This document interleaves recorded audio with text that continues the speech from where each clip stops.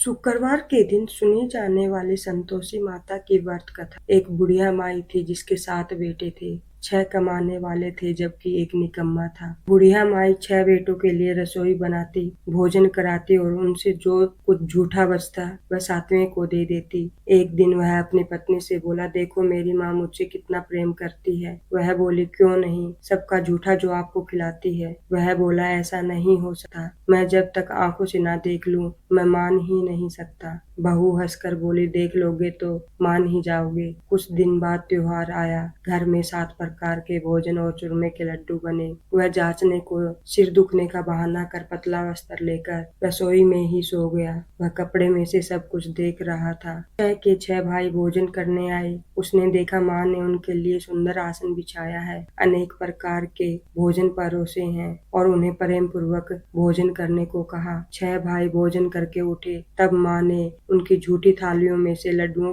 के टुकड़े उठाकर एक लड्डू बनाया। जूठन साफ कर बुढ़िया ने उसे पुकारा, बेटा 6 भाई भोजन करके गए, अब तू ही बाकी है, उठ तू कब खाएगा। वह कहने लगा, माँ मुझे भोजन नहीं करना, मैं अब परदेश जा रहा हूँ। माँ ने कहा, कल जाता आज चला जा। वह बोला, हाँ आज ही जा रहा हूँ। यह कहकर वह घर से निकल गया। प्रिय भक्तों, चलते समय उसे अपनी पत्नी की याद आई। वह गौशाला में कंडे पाथ रही थी। वहां जाकर बोला, हम जावे परदेश आवेंगे कुछ काल, तुम रहो संतोष से धर्म अपनो पाल। वह बोली, जाओ पिया आनंद से, हमारो सोच हटाए, राम भरोसे हम रहे, ईश्वर तुम्हें सहाय। 2 निशानी आपन देखो, धरो में धीर, सुधी मति हमारी विसिरियो, रखियो मन गंभीर। वह बोला, मेरे पास तो कुछ नहीं है, यह अंगूठी है सो ले लो, अपनी कुछ निशानी मुझे दे दो। बोली, मेरे पास क्या है, यह गोबर भरा हाथ है। यह कहकर उसने अपने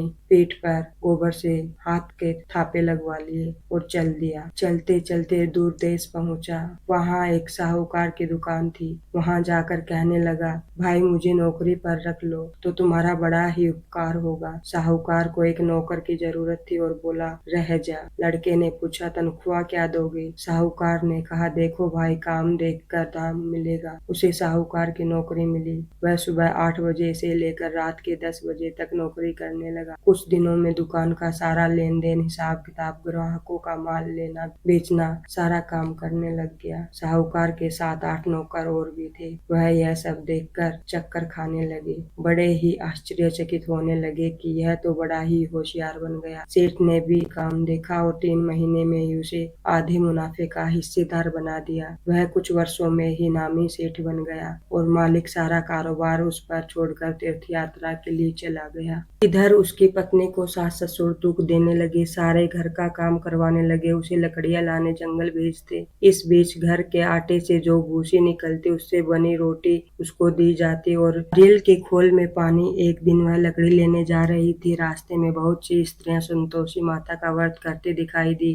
वह वहां खड़ी होकर कथा सुनने लगी और पूछा, बहनों तुम किस देवता की पूजा कर रही हो और इसके करने से क्या फल मिलता है। यदि तुम इस व्रत का विधान मुझे समझाकर कहोगी तो मैं भी तुम्हारा बड़ा ही एहसान मानूंगी। तब उनमें से एक स्त्री बोली, हे बहन सुनो, यह संतोषी माता का व्रत है। इसके करने से निर्धनता दरिद्रता का नाश होता है और जो कुछ भी मन में आप मांगते हो संतोषी माता आपकी मनोकामना जरूर पूरी करती है। तब उसने उससे व्रत की विधि पूछी तो वह भक्ति स्त्री बोली, देखो बहन, सवा आने का गुड़ चना लेना, इच्छा हो तो सवा पाव आने का लेना या सवाए रुपए का सहूलियत के अनुसार लाना, बिना परेशानी और श्रद्धा व प्रेम से जितना भी बन पड़े सवाया लेना। प्रत्येक शुक्रवार को बिना भोजन के रहकर कथा सुनना, इसके बीच कर्म टूटे नहीं, लगातार नियम पालन करना, सुनने वाला कोई ना मिले तो घी का दीपक जलाकर उसके आगे जल के पात्र को सामने रखकर कथा कहना। तब तक कार्य सिद्ध ना हो नियम का पालन करना और कार्य सिद्ध हो जाने पर व्रत का उद्यापन करना। 3 मास में माता मनोकामनाएं पूरी करती है। यदि किसी के घर खोटे भी हों तो भी माता वर्ष भर में और यह सिद्ध करती है फल सिद्धि होने पर उद्यापन करना चाहिए, बीच में नहीं। सवा सेर या सवा पैसेर आटे का खाना बनाना चाहिए। इसी परिणाम से खीर तथा चने का साग बनाना चाहिए। 8 लड़कों को भोजन कराना चाहिए। जहाँ तक मिले देवर जेठ भाई बंधु के हों,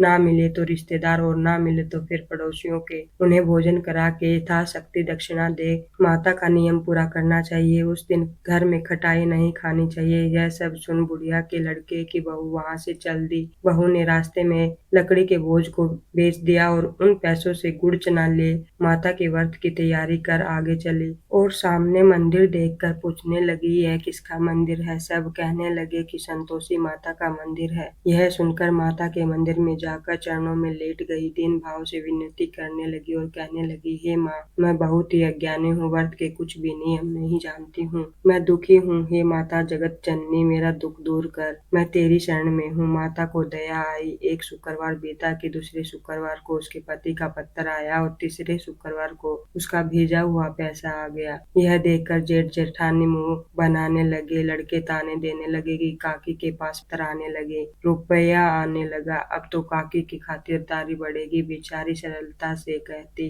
भैया कागज आवे रुपया आवे, हम सब के लिए अच्छा है। ऐसा कहकर आंखों में आंसू भरकर संतोषी माता के मंदिर में आ गई और बोली, हे माते, मैंने तुमसे पैसा कब मांगा है? मुझे पैसे से क्या काम है? मुझे तो अपने सुहाग से काम है। मैं तो अपने स्वामी के दर्शन मांगती हूँ। तब माता ने प्रसन्न होकर कहा, जा बेटी, तेरा स्वामी जरूर आएगा। यह सुनकर खुशी से बावली होकर घर में आ गई।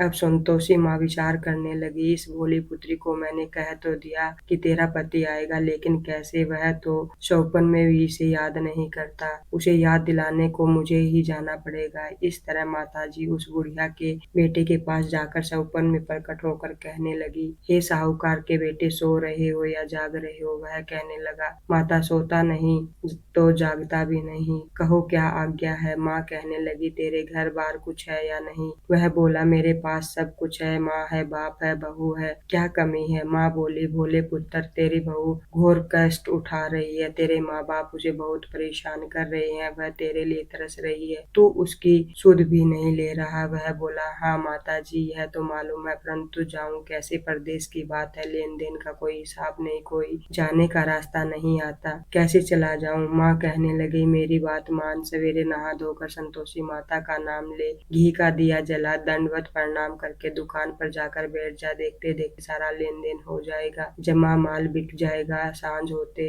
धन का भारी ढेर लग जाएगा। अब जब सुबह होती है तो वह माता रानी को प्रणाम कर उसकी बात मानकर नहा धोकर संतोषी माँ को दंडवत प्रणाम करके घी का दीपक जलाकर दुकान पर जा बैठा। थोड़ी देर में देने वाले रुपया लाने लगे, लेने वाले हिसाब लेने लगे। कोठे में भरे सामान के खरीदार नगद दाम सौदा लेने लगे। शाम तक धन का भारी ढेर लग गया। मन में माता का नाम लेकर चमत्कार देख वह प्रसन्न हो गया। घर ले जाने के वास्ते गहना कपड़ा सामान खरीदने लगा। यहाँ काम से निपट कर वह तुरंत घर को रवाना हुआ। उधर उसकी पत्नी जंगल में लकड़ी लेने जाती है। लौटते वक्त माताजी के मंदिर में आराम करती है। वह तो उसके प्रतिदिन रुकने का जो स्थान ठहरा था। उधर धूल उड़ती देखकर वह माता से पूछने लगती है, हे माता, यह धूल कैसी उड़ रही है? माता कहती है, हे पुत्री, तेरा पति घोड़े पर सवार होकर आ रहा है। अब तू ऐसा कर कि लकड़ियों के 3 बोझ बना ले, एक नदी के किनारे रख, दूसरा मेरे मंदिर के पास और तीसरा अपने सिर पर।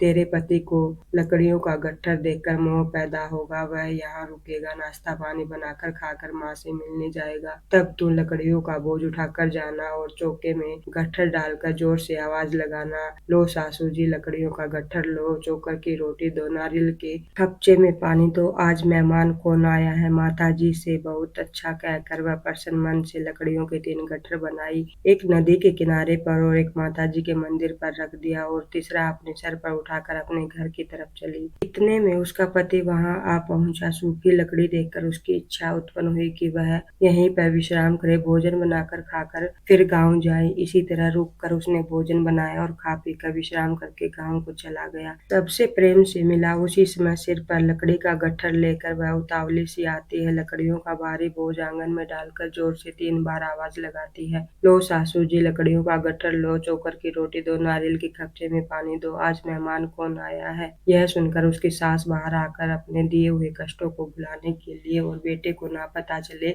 उसकी माँ उसकी बहू पर जुल्म करती है, इसलिए वह बहू से कहती है, बहू ऐसा क्यों कहती है, तेरा मालिक ही तो आया है, आ बैठ, मीठा भात खा, भोजन कर, कपड़े गहने पहन। उसकी आवाज सुनकर उसका पति घर से बाहर आता है, उसके हाथ में अंगूठी देख व्याकुल हो जाता है। माँ से पूछता है, माँ यह कौन है? माँ बोली, बेटा क्या बताऊं, यह तेरी बहू है। जब से तू गया है तब से सारे गांव में भटकती फिरती रहती है, घर का काम काज कुछ भी नहीं करती, चार पहर आकर खाती है। वह बोला, ठीक है माँ, मैंने इसे भी देखा और तुम्हें भी, अब तुम दूसरे घर की ताली दो, उसमें मैं रहूंगा। माँ बोली, ठीक है, तेरी जैसी मर्जी। तब वह दूसरे मकान की तीसरी मंजिल का कमरा खोलकर सारा सामान सेट किया। एक दिन में राजा के महल जैसा ठाट बाट बन गया। अब क्या था, बहू रानी सुख भोगने लगी। इतने में शुक्रवार का दिन आया। शुक्रवार व्रत के उद्यापन में तब उसने अपने पति से कहा, हे स्वामी, मुझे संतोषी माता के व्रत का उद्यापन करना है। पति बोला, जिसे करो। वह उद्यापन करने की तैयारी करने लगी। जेठानी के लड़कों को भोजन के लिए कहने गई। उन्होंने हाँ भर लिया, परंतु पीछे से जेठानी ने अपने बच्चों को सिखा पढ़ा दिया कि देखो, भोजन के समय खटाई मांगना, जिससे उसका उद्यापन पूरा न हो सके। जब लड़के भोजन करने आए, खीर और पकवान पेट भर खाए, परंतु बाद में खाते ही कहने लगे कि हमें खटाई दो, खीर खाना हमको नहीं भाता। यह देखकर अरुचि लगती है। वह कहने लगे, भाई, खटाई किसी को नहीं मिलेगा, यह तो संतोषी माता का प्रसाद है। लड़के उठ खड़े हुए और बोले, पैसे लाओ। भोली बहू कुछ जानती नहीं थी, उन्हें पैसे दे दिए। अब क्या था, लड़के उसी समय बाजार से इमली का खटाई लेकर आए और खाने लगे। यह देखकर संतोषी माता रुष्ट हो गई। माताजी ने बहू पर प्रकोप किया। राजा के दूत उसके पति को पकड़ कर ले गए। जेठ जेठानी मनमाने वचन कहने लगे कि लूट लूट कर धन इकट्ठा कर लाया था, अब सब मालूम पड़ जाएगा। जब जेल की मार खाएगा तो अकल ठिकाने आएगी। प्रिय भक्तों, बहू से यह सब सहन नहीं हुआ। वह रोती हुई माताजी के मंदिर में गई, कहने लगी, हे माँ, तुमने क्या किया? हंसाकर अब भक्तों को रुलाने लगी। तब माता बोली, हे बेटी, तूने उद्यापन के समय लड़कों को खटाई देकर मेरा व्रत भंग किया है। वह कहने लगी, माता, मैंने कुछ अपराध नहीं किया, मैंने तो भूल से लड़कों को पैसे दे दिए थे, मुझे क्षमा करो, मैं फिर से तुम्हारा उद्यापन करूंगी। माँ बोली, अब भूल मत करना। वह कहती है, अब भूल नहीं होगी। हे माँ, अब बताओ वे कैसे आवेंगे? माँ बोली, जा पुत्री, तेरा पति तुझे रास्ते में आता मिलेगा। जब वह मंदिर से निकलती है तो उसका पति आता हुआ उसे मिलता है। वह उससे पूछती है, कहाँ गए थे? वह कहने लगा, इतना धन जो कमाया है उसका कर राजा को चुकाने गया था। वह प्रसन्न होकर बोली, भला हुआ, अब घर चलो। कुछ दिन बाद फिर शुक्रवार आया। वह बोली, हे पतिदेव, मुझे फिर से माता का उद्यापन करना है। पति ने कहा, करो। बहू फिर जेठ के लड़कों को भोजन को कहने गई। जेठानी ने एक दो बातें सुनाई और सब लड़कों को सिखाने लगी कि तुम सब लोग पहले ही खटाई मांगना। लड़के भोजन से पहले कहने लगे, चाची, हमें खीर नहीं खानी, हमारा तो जी खराब हो जाता है, कुछ खटाई खाने को दे दो। वह बोली, खटाई किसी को नहीं मिलेगी, आना हो तो आओ, वह ब्राह्मण के लड़के लाकर भोजन करा लेगी। प्रिय भक्तों, उसने ब्राह्मण के लड़कों को बुलाकर भोजन कराया। यथाशक्ति दक्षिणा की जगह एक एक फल उन्हें दे दिया। संतोषी माता बहुत प्रसन्न हुई। माता की कृपा होते ही 9वें महीने उसे चंद्रमा के समान एक सुंदर पुत्र प्राप्त हुआ। पुत्र को पाकर वह प्रतिदिन माताजी के मंदिर में जाने लगी। माँ ने सोचा कि वह तो हर रोज आती है, आज क्यों न मैं उसके घर चलूं। यह विचार करके माता ने एक भयंकर रूप बनाया। गुड़ चने से सना हुआ मुख,